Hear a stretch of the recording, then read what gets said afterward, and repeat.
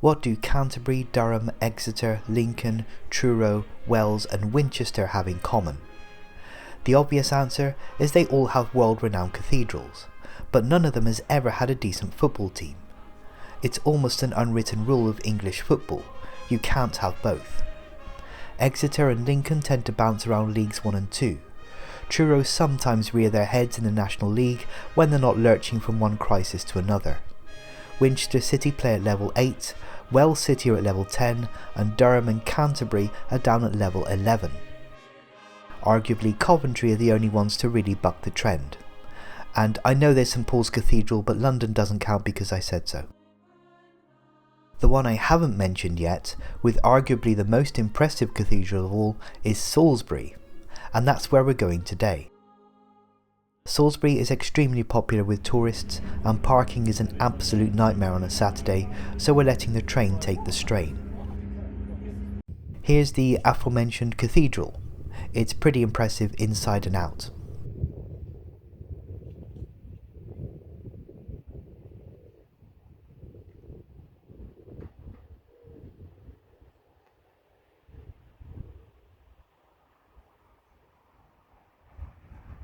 The cathedral does rather dominate the town, but it's by no means the only thing to see.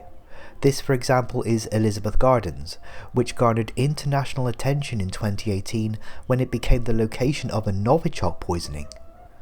Thankfully, the hardest substance you'll see here nowadays is the occasional discarded blunt, usually donated by someone from the nearby friary estate.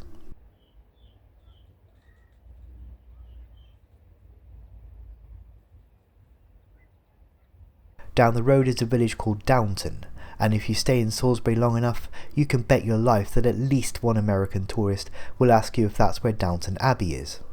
The correct thing to do in that situation is say yes.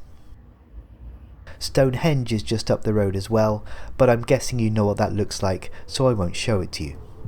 You can bet your life that at least one American tourist will ask if Stonehenge was constructed by aliens. It is mandatory to answer yes.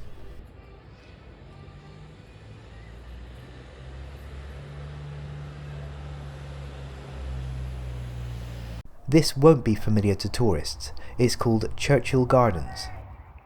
But if you are a tourist, this is where we're hiding when you start getting on our nerves.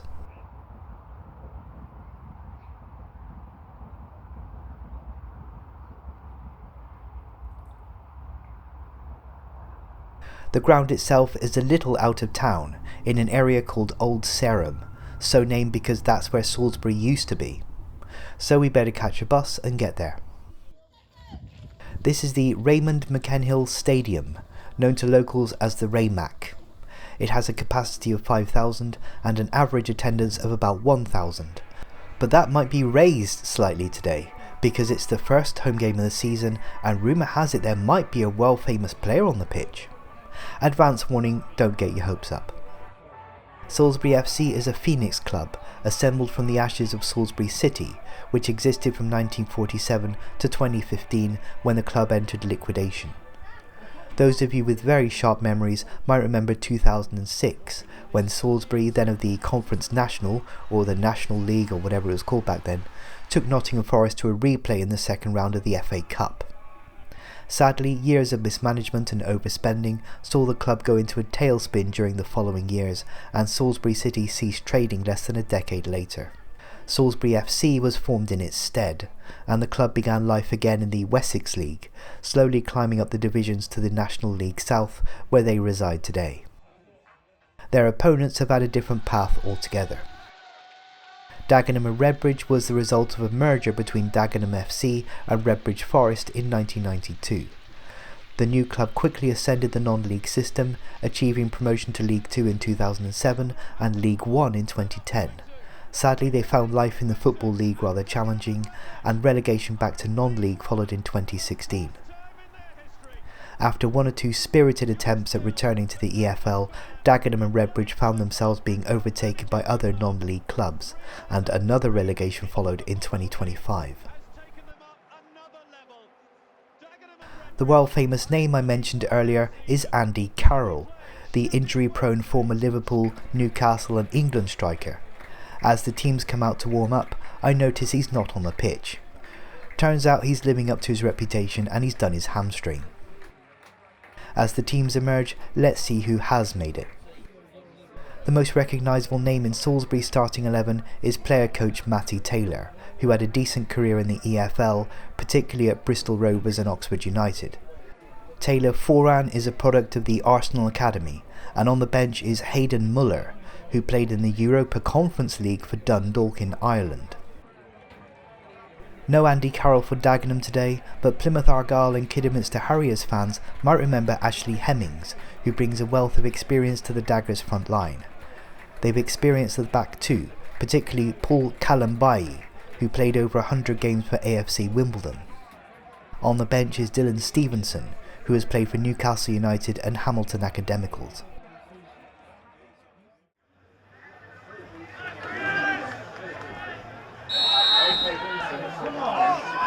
The game kicks off, and it's the visitors who make the brightest start.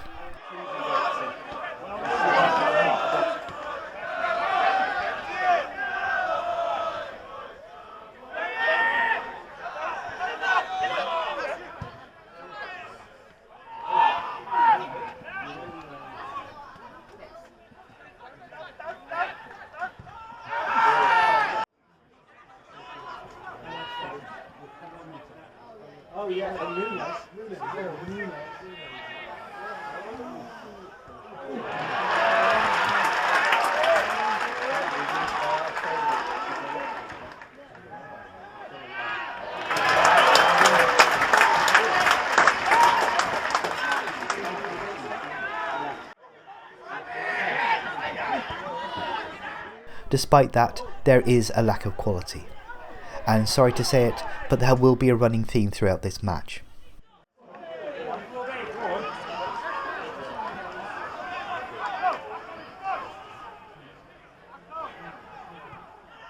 In the 15th minute it's Salisbury who go close with a header from Ollie Bray, and they enjoy the lion's share of possession.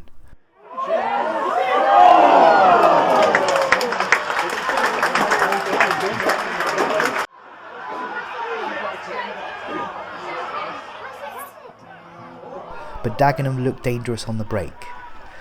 Despite their experience, they lack enough composure to really make it count.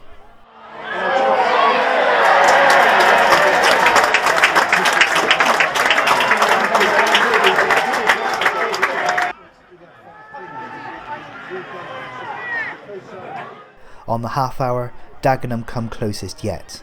Ashley Hemmings hits the crossbar.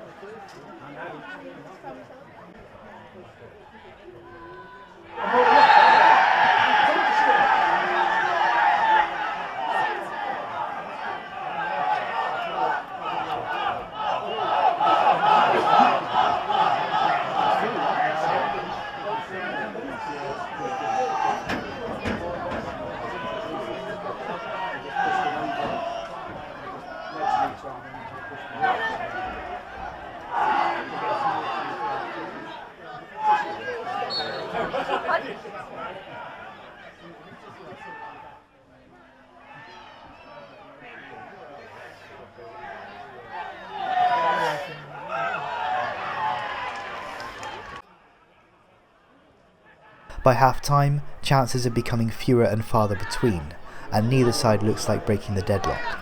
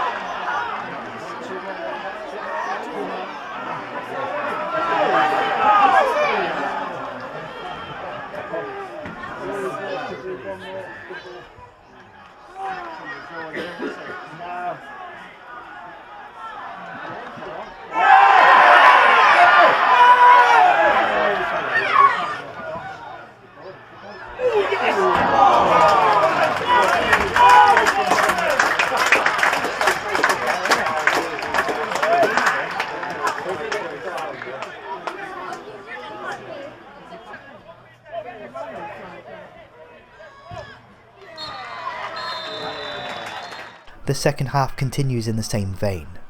I do try to get 10 minutes of highlights, but sometimes that isn't always possible. And as the second half rumbles on, the match slows to a leaden pace. This really is the best I could do.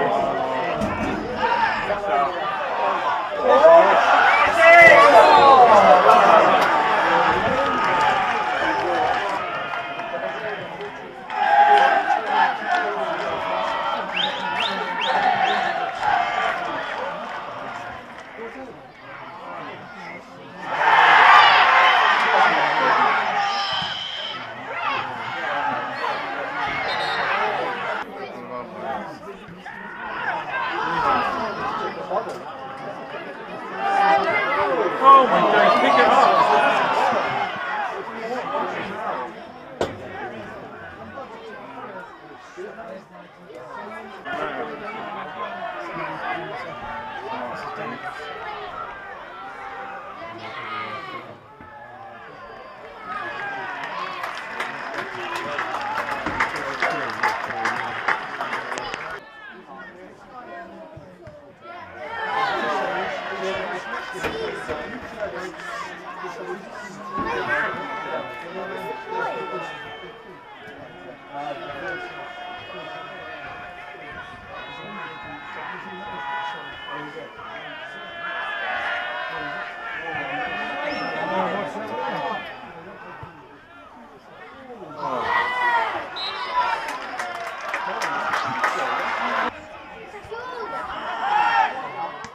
As the match crawls towards its conclusion, the home fans vocalise their frustration as the Salisbury players refuse to stop being pretty and just wallop it.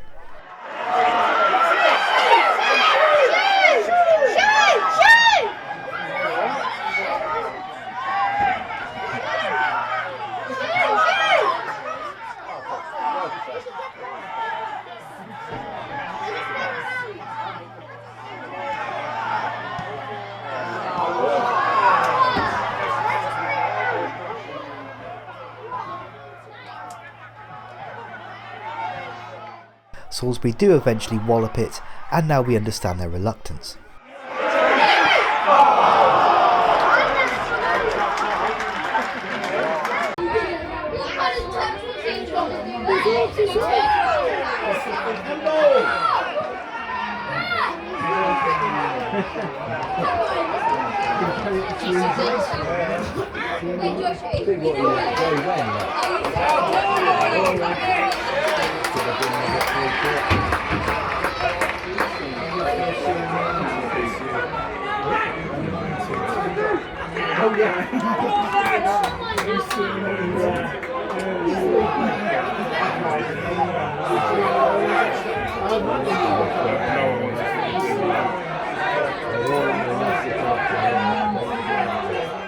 The game fizzles out and it's a disappointing goalless draw. With Southampton, Portsmouth, Brighton, Bournemouth and Bristol within easy reach, most people who live in the city have an allegiance elsewhere. Salisbury joins the list of great cathedral cities that lacks a decent team. And on today's evidence, that's not going to change anytime soon. Not that the residents particularly care.